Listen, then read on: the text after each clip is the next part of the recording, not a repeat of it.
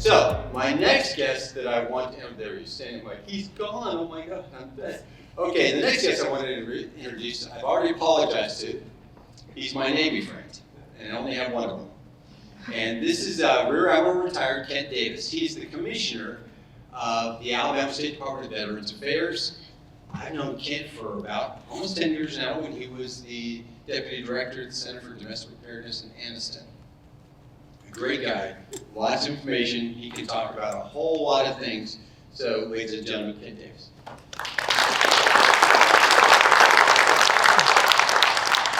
Thanks, sir. Can you all actually hear me without the microphone? Yes. I think I'm going to. They're on camera. Oh, God. Come on. Use the microphone. All right. Well, good morning, everyone. Y'all hanging in there okay? You doing okay so far? All right. So I am Kent Davis, Commissioner of the Alabama Department of Veterans Affairs, so just a little ad for that. A lot of people don't understand that there is a state Department of Veterans Affairs. Every state has its own. We're different from the federal VA. We pick up where the federal VA leaves off. For example, federal VA covers short-term medical care of veterans, and the state covers long-term medical care. So we operate a series of state veterans homes, nursing facilities, and assisted living centers around the state of Alabama. We also have 61 veteran service offices around the state to assist veterans in 60 counties. We have one right here in Lee County in Opelika. So if you know of a veteran who is in need of any service, whether they need to file a claim for benefits or Or a clicker. You can do it. Good grief.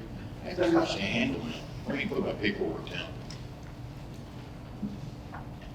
Anyway, we provide those free services all over the state of Alabama. We work very closely with the Veterans Resource Center right here at Auburn University. So if you know of a veteran that needs anything, free of charge, we're there to assist them. We also operate a state veterans cemetery. We run a $60 million a year dependent scholarship program for dependents of veterans. So we have 1,200 employees around the state and 70 facilities, so reach out. I mean it. We're all about assisting veterans and their family. I'm a state employee just like most of the people in this room, I suspect. So please let us know how we can help, including me personally. I have a strong connection with Auburn University, a little family history. My dad was a freshman at Auburn University. It was API at the time in 1941 and got drafted into the Army. Ended up going over to the European theater, was wounded in the Battle of the Bulge, came back, recuperated. He was pretty badly wounded, and he finished up an engineering degree here at Auburn. My brother and sister went here, and I have a son who's a sophomore here now. All right, my admission. I went to LSU, is that okay? Well, look at this. Look how I dressed today. Just for you. So I think I made up for it. So when Anna and Jenna reached out and said, can you talk at this conference symposium? I said, absolutely. What's the topic you want me to talk about? They said, military leadership. I thought, that's kind of broad. You might as well have said, can you come talk about the meaning of life? I mean, it's such a broad topic. So what I'd like to do is kind of personalize this. You've heard some of the talk about the skills, the core values to learn in the military. I'm going to try to share some personal stories that I've experienced. And I think it's important. Let's see, let me get the clicker right. Does this clicker work? Right click. Hmm? Right click. Right click. There we go. All right, there's the official start. So you heard Colonel Alexander talk about the difference between active duty and reserve. I spent 30 years in uniform in both the Army and the Navy, believe it or not. About 12 of those years were pure active duty, and about 18 were in the reserve. So I was constantly making this transition back and forth. And I tried to think in preparation today, what did I learn in the military that really translated well to civilian life? Because I was constantly making the transition back and forth. Picture down on the bottom was 10 years ago. I was an attorney, practiced law for 16 years, and I got a call one day saying, at age 49, you're going to Afghanistan. And I thought about that for a second. I thought, a Navy guy going to a landlocked country at age 49 must be really desperate for people to serve. And I spent almost a year in Afghanistan wearing basically Army garb and carrying a rifle around. It was quite an experience. And then had to make the transition back to civilian life. But I'm glad I did that. because I learned so much in the military, both those hard skills and soft skills, that have carried over very well into civilian life, I think, personally. So what's unique about military leadership, since that's the topic I'm supposed to talk about? There are some unique things about military service that I think translate very well. I would like to try to dispel some of the stereotypes that people perhaps have. I've lived in both worlds my entire life. My wife is a veteran. She's a retired Navy Reserve Lieutenant Commander. She was a school teacher in her civilian career. I think people have this stereotype that people that serve in the military are these robotic creatures that run around screaming at each other, and that's how they get things done. That's not true at all. The Colonel talked about this. Any occupation you can find in the civilian world, you can pretty much find in the military, including everything from being a bricklayer to a doctor, literally. So in my career, I was everything from an accountant to a lawyer to a public affairs officer, and in between there was a weapons officer. That doesn't translate very well to civilian life, but I picked up a lot of good training. I used the GI Bill to go to law school and get a Juris Doctor degree, and it helped me obviously in my civilian career. So rest assured, if you get a veteran as an employee, they're going to come with some incredible hard skills that they have learned through that technical training in the military. Probably the best training in the world, I would say, no kidding. They take it very seriously in instilling those technical skills in service members and all of the services. So before I came to Montgomery, became Commissioner of Veterans Affairs, I was city manager in Anniston, Alabama, and was also dual-headed in economic development. And every city manager or director of economic development, your big mission is to try to attract employers and industry to your community. It's amazing, when I sat down with anybody who was looking at an economic development project, I would try to tout hard skills. We have these schools in the area and community colleges and all of these trades in the area. Most employers said, that's fine, we're really not concerned about that. We can teach people the hard skills we need, whether it's the Honda plant up in Lincoln, Alabama, or something like that. We can teach them the hard skills. You know what we're really interested in? We're really interested in those soft skills. I need somebody who can show up to work on time, reliably, get along with people, work as a team, and think that they're part of a bigger organization and not selfish when they come to work. And that kind of amazed me, because I was touting the wrong things, I think, to employers. And I think that's the best thing that military veterans can bring to any employers, those soft skills that are kind of ingrained in their head. So, yeah, these are important. And you can rest assured that hard skills are going to come with a veteran when they come to any organization, including a university. Well, let's talk about some of those soft skills that I think are even more important. And the Colonel touched on these earlier, and others have touched on some of these skills. Teamwork, great quote there from General Eisenhower, he should know. Teamwork is something that is ingrained into every military person's head, that it's not about you, it's about the team. You are a link in that chain, and the chain is only as strong as the weakest link. So get on board. And there are people who can't make that transition. And General Burgess talked about that earlier. There are some people who don't make it in the military, and it's usually because they can't work as a team. And they can't get into that structure, and they're too much of an individual. And they become a little selfish, so they part ways with the military. Another great quote from President Truman. So this is what most people think of when they think of teamwork in the military. And it's a great little video.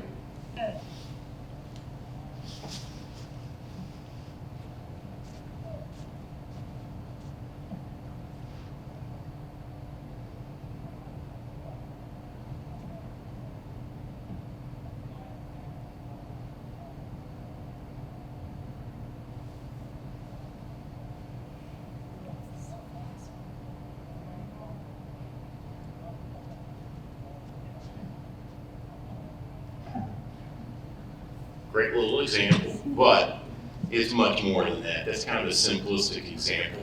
But now even corporations, they send their employees through ropes courses and do stuff just like that to teach teamwork. So that is important. Here's a personal story about teamwork that I can share with you.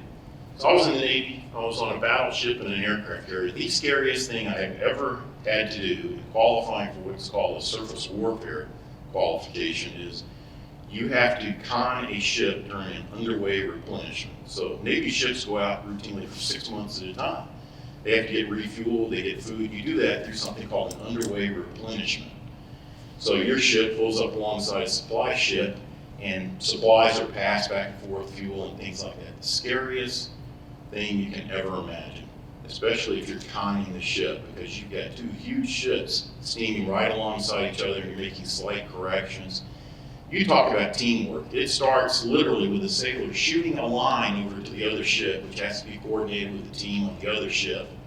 And then lines are passed from ship to ship, and you see teams on both sides on both ships. And then you're steaming alongside each other for up to an hour while you're doing all this, making slight corrections. And sometimes you're passing goods, sometimes you're passing people. Their lives are in your hands as you're passing them on a high line from ship to ship. That takes teamwork. And that's just one minor example in the military of everybody having to work together. If there's one person that's out of step, that whole evolution collapses very quickly. And there are measures for that in an emergency. Luckily, I got through my underway replenishment and earned my surface warfare pin, but literally probably the scariest thing I've ever done in my life. By the way, I'm going to show you several clips. I think it's important that you hear from some veterans about those core values. I also have a movie clip I want to show you. A sense of duty and loyalty to mission. Others have touched on this, and that may sound a little bit corny at times, but it really is instilled in military people that you have a mission that you're involved in, and sometimes it's bigger than you. We learned that in the military from day one, that you have a sense of duty. And a lot of times it involves overcoming adversity, perseverance through tough times. I mean, when you go to a place like Iraq or Afghanistan, you're going to be facing some difficult situations. You got to remember it's all about mission and duty. And you're always going to face stressful situations. That comes along with any job. So what I want to show you is a clip. This is from Dances with Wolves. Some of you may remember this scene. So Kevin Costner plays an Army lieutenant. He's given a mission, a duty. He's supposed to go man a post or a fort out on the American frontier, and he gets there. He can't even figure out what's happened, and he has to decide, do I go ahead with my mission, or do I abandon my mission? This also talks about how it's sometimes a little difficult for civilians to understand that sense of duty that's really instilled in military people and veterans. So play the clip. It's kind of funny.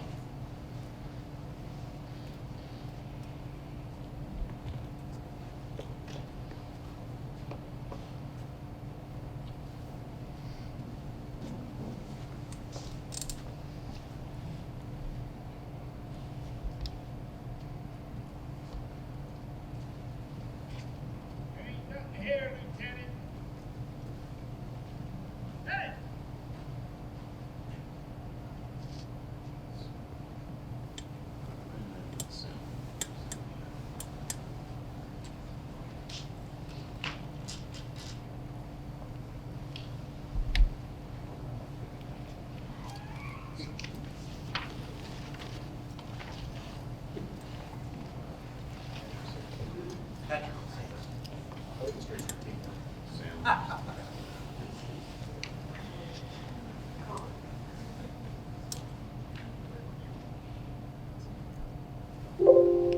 It's inevitable. IT.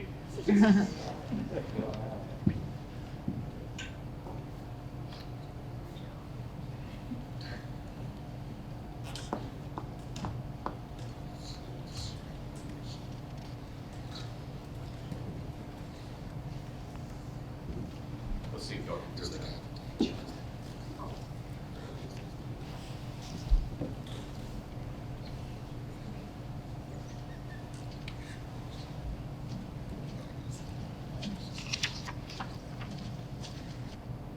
So, I have a funny clip for you, but it really does kind of explain how it's instilled in soldiers and other service members a sense of mission and duty, even in the face of the unknown. It's sometimes difficult for civilians to understand that, frankly. sometimes it causes a little bit of transition difficulty.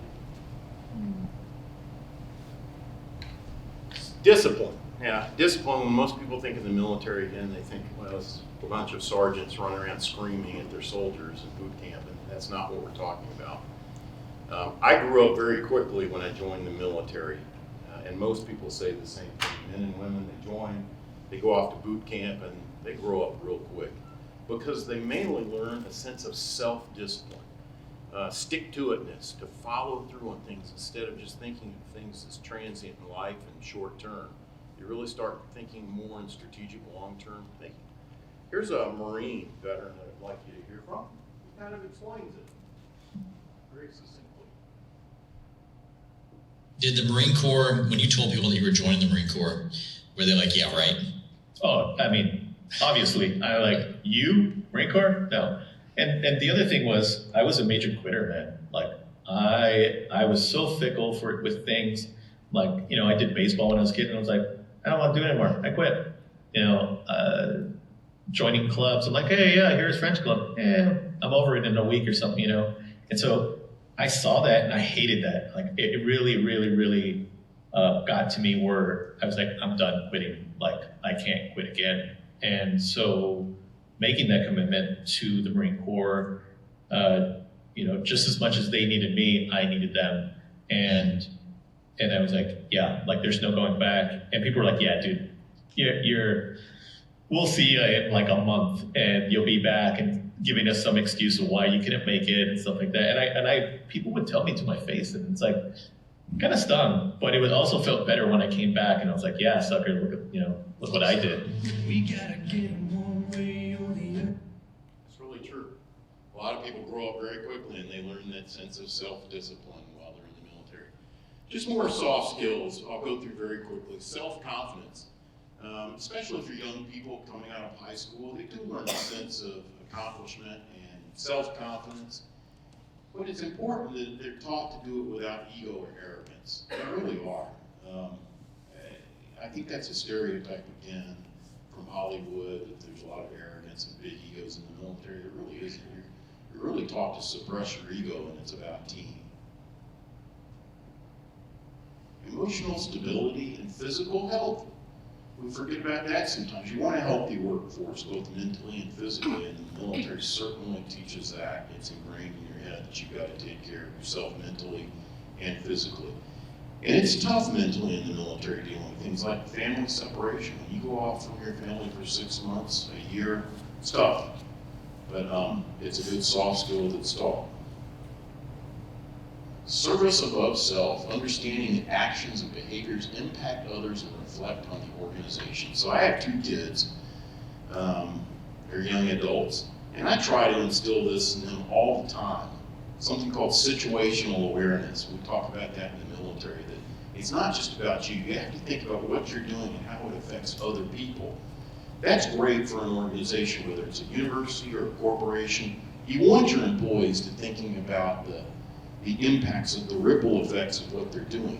It also translates in management into taking care of your employees and being a good manager and making sure you care about them as human beings. Courage. Of course, we think about that in the military, especially from Hollywood movies. All right, 5 extra points if anybody can name who are in both of these pictures. Anybody know who's in both of them? Anybody want to guess? Gehrman and Lady Atkins. Oh, 5 extra points there. You have very quick stories, so everybody should be familiar with the Tuskegee Airmen. I tried to localize this as examples of both physical and moral courage. If you go right down the interstate a few miles, you'll get to Moton Field, which is a National Historic Site where the Tuskegee Airmen were trained. African Americans were excluded from aviation training before World War II. There was intense pressure by civil rights organizations and the press to allow African Americans to be involved in aviation. Tuskegee Airmen trained right down the road, just a few miles here, proved that African Americans not only were very capable, their unit became the most celebrated and the most requested fighter unit in the European theater, and really paved the path to the greater civil rights movement just a few years later. You talk about moral courage. Physical courage. If you are not familiar with the gentleman in the upper right-hand corner, Benny Atkins, unfortunately passed away in 2020 from COVID-19, kind of ironic. I'm going to grab his Medal of Honor certificate. Strong connections to this area. Did 3 tours of duty in Vietnam, retired as a command sergeant major. But here is an excerpt from he is a Medal of Honor recipient. During a 38-hour battle and 48 hours of escape and evasion, Atkins fought with mortars, machine guns, recoilless rifles, small arms, and hand grenades, killing an estimated 135 or 175 of the enemy while sustaining 18 different wounds. Mr. Atkins was among the last holdouts among the American troops who were evacuated by helicopter before being airlifted out of the camp, awarded the Medal of Honor for his actions. After he got out of the Army, he settled right in Opelika and became an accountant, of all things, and actually taught at Auburn University, taught 9 classes in adult education right here on this campus. So a great example locally of physical courage. Cross-cultural skills, we touched on this. In the military, you work with people of incredibly diverse backgrounds, and when you go overseas, you have to understand the cultures of those you're working with overseas as well. Obviously, ability to follow rules and schedules. Look, I've had civilian employees, that was kind of tough to instill in them. You get a veteran, they're going to understand the importance of rules. Ability to organize. Colonel touched on this. We use the term herding cats all the time. You learn that in the military, whether it's in a combat zone or here in the U.S. and everyday duty. The reason I have the picture of that gentleman up there, anybody recognize him? Tom Ridge. Yeah, I actually worked for him. 2003, I worked for the U.S. Department of Homeland Security in Washington, D.C. Great guy. He was picked as the first Secretary of Homeland Security. Monumental task. In a few months, he had to meld together 22 separate federal agencies into one new department, biggest reorganization of the U.S. government, probably in history. And I sat down with him one day and just started talking. I said, why did you even accept this job? And he said, well, when the president calls you and asks you, you really can't say no. And he said, I started thinking about when I was a Marine in Vietnam. He was a Vietnam veteran. And all the skills I learned there about how to organize and get people to work together kind of came back to me when I thought about this task. So he really gave a lot of credit to his military service and the ability to organize the new U.S. Department of Homeland Security. Great guy, by the way. Work ethic, obviously. If you're in the military, you're going to work your tail off. I mean, you're going to put in a lot of hours in stressful situations. When I would come back to civilian life, sometimes I felt like I was on vacation, to be honest with you, in comparison. Talked about this, flexibility, adaptability, problem solving, and decisiveness. That's actually a picture of the Coast Guard in New Orleans after Hurricane Katrina. And I saw so much innovative thinking in how the Coast Guard and the other military services really came in and saved that city and a lot of lives in the wake of Katrina. Communication skills, and it's not just about military leaders getting up in front of a group. Everybody in the military has to learn briefing skills, whether it's a private, corporal who's going to do a squad briefing, all the way up to generals and admirals. You better know how to communicate with your fellow soldiers, sailors, airmen, Marines, and Guardians. So how does that translate? Well, here's some examples very quickly. Great quote up there. Believe it or not, 31 of our 46 presidents have been former military members, veterans. Now, a few were senior officers like General Eisenhower, but the vast majority of them were junior military people and picked up those skills and then moved on to a civilian life. It's pretty impressive when 2/3 of U.S. presidents were military veterans. There's a whole list over there. Got insomnia. I'm going to read through the whole list. 2/3 of U.S. presidents were veterans. Even more close to home, how do they translate into the corporate civilian world? There are a lot of corporate CEOs that are military veterans. And here's some stats. They're overrepresented in the Fortune 500 CEOs. About 8% of Fortune 500 CEOs are former military members. I'll show you some examples here in a minute.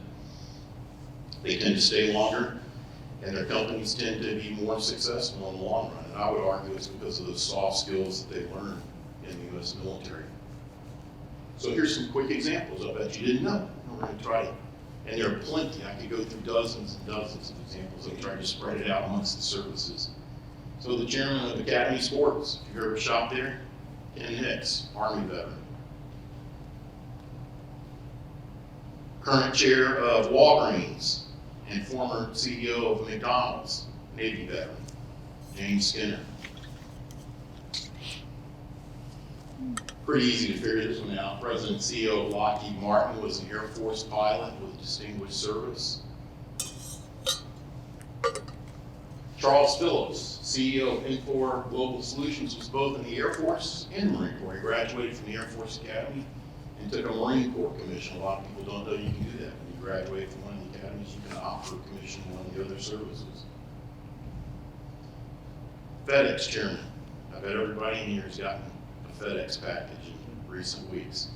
The founder and chairman of FedEx is a Marine Corps veteran. Spent 4 years in the Marine Corps and talks about his service all the time. All right, in closing, I want to show you a video clip. This is a Navy veteran that you're going to hear from at Airline Veterans Day. And I want you to hear this Navy veteran talk, especially towards the end of this short interview, about how his skills translated from the military into his new career. Great clip, a great guy.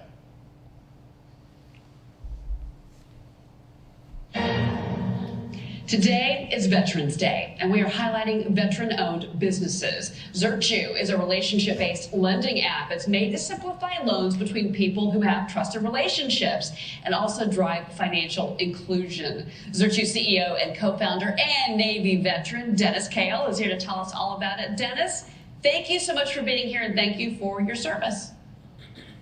Thank you, Cheryl. Appreciate you having me this morning. What a great idea. So this is peer-to-peer lending, sir. This is a wonderful idea I think you've come up with. It's FinTech. Tell us about the company and why you started it, and also how it's going for you. Yeah, absolutely. So I actually started my career in the Navy, as you mentioned, but prior to that, I grew up very humble in low-income public housing in Monroe, Louisiana. We didn't have banks in my neighborhood or credit unions, but we had several liquor stores that would cash your checks for 20, 30% of whatever your check was. So even at 7 and 8 years old, I knew that was bad math. And you fast forward to when I joined the Navy and walked outside the base after boot camp, there's all these buy here, pay here car lots, these rent-to-own furniture stores with these high interest rates. And it really hit me in that moment that all these predatory lenders are targeting every demographic that I've been a part of, which is low income, minority, and military veterans. And so that's what really planted the seed in my head years ago, that if and when I had the time and resources to chip away at this problem so people wouldn't have to pay, especially military veterans, would not have to pay a 400% interest rate to a predatory lender, that I would. You make a great point, because there's a lot of programs where they'll try to give seed money or loans to veterans, but you're right, they can really get them on the interest rate. So I wanted to ask you real quick, you've got $4 million in funding, and you've got 10 million loans that have already been processed on the platform. How did your experience in the Navy help you now that you're running your own company? What did you learn from being in the Navy?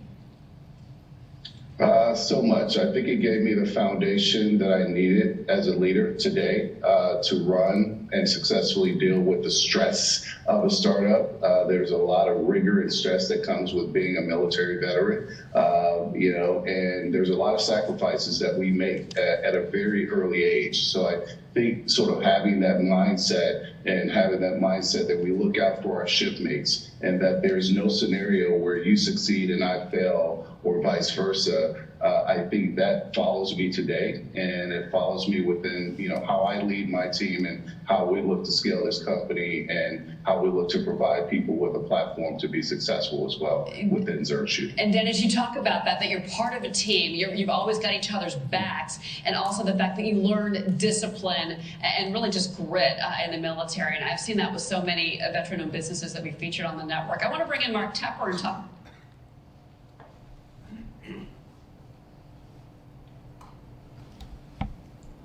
So that's it. That's my pitch about the value that veterans can bring to your organization, and I hope people take it to heart. If I can ever be of help in any capacity, I mean that sincerely, please reach out. We're all part of the same team, and I hope you took that away from my discussion in the last few minutes. Be glad if there are any questions right now. Anything at all? Thanks so much.